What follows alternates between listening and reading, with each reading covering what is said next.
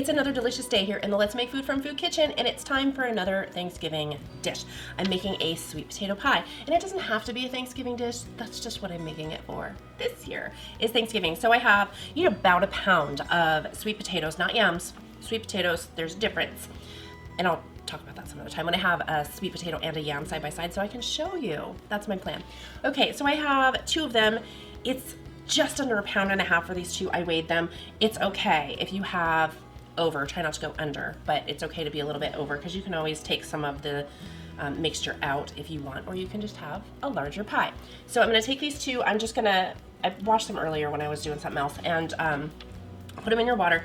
You're going to cover them, make sure they're covered with room temperature or cold water. You're gonna bring it to a boil, and you're gonna boil them for 30 to 45 minutes depending on the size, maybe even longer if you've just got one really big one that weighs a pound. You want to get them fork tender. Take them out, let them cool just a bit, and then you're going to peel the skins. So I'm going to get them to the point where they have boiled, they're fork tender, and take them out, let them cool enough to touch, and then we'll move on. I'm going to set up the rest of my ingredients for the pie, and so when I come back on, this will no longer be boring. The table, not me, I'm not boring. Am I? I'm not. Okay, my sweet potatoes boiled. They are fork tender. I ran some cold water over them to help make them cool enough to touch, because you've got to take all the skins off, which means you're touching them. And they're very warm.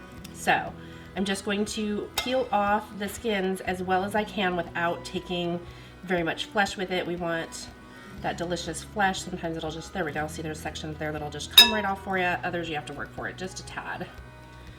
So there we go. Now what I'm gonna do, I'm gonna take this side, I'm gonna set my knife down. I'm gonna set this upside down here, and I'm gonna start peeling away this way where I don't have to handle the hot flesh so much, okay? And a lot of it'll just peel right off. But you wanna make sure you get as much of it off as you possibly can. Potatoes are peeled, hands are rinsed. I've got my oven preheating to 350 degrees, and you should be doing that too. So I'm just gonna break these up a little bit with my hand mixer before I turn it on. You'll notice I've got the butter in there. Okay, now I'm gonna go ahead and turn it on.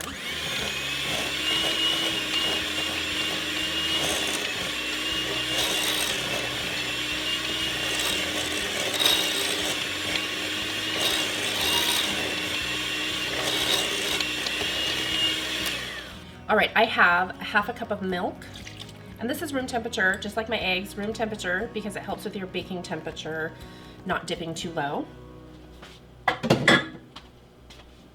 Okay, just shy of a full cup of sugar, and that's cane sugar. 1/4 teaspoon of 1/4 teaspoon of ginger. I've got some cinnamon and some nutmeg.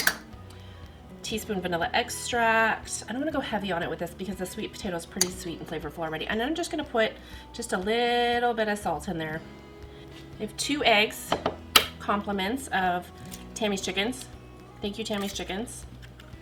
Why am I breaking them into the measuring cup instead of into the bowl? Well, because if I accidentally get a shell, it's easier to get it out of here than it getting lost in there. So that's why I do it that way.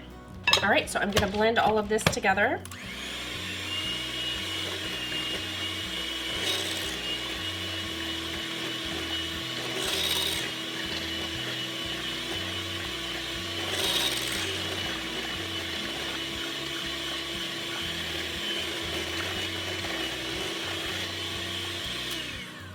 What I want to do is just kind of scrape the sides and make sure everything got mixed in really well. And then I'm going to pour it into my prepared pie crust. There's a recipe link down below for that. And we're going to just pour it all in there.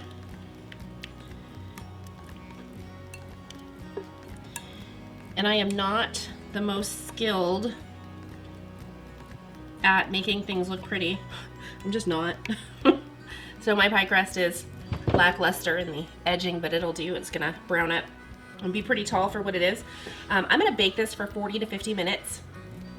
And when it's about 15 minutes from being done, I'm gonna place these on the top. I had a little bit of extra dough, and I tried to make leaves, and instead I got feathers. So again, I am not the most skilled at that task. So I'm gonna stick this in the oven, set my timer, and I'll see you guys back here when I pull it out.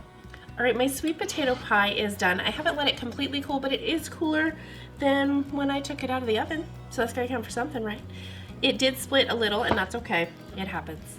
So I'm gonna go ahead and cut out a small piece. I want my leaf top. And something you can do if you so desire, top it with some whipped cream. Oh, it's falling apart on me. Oh no. Should have let it cool a little more.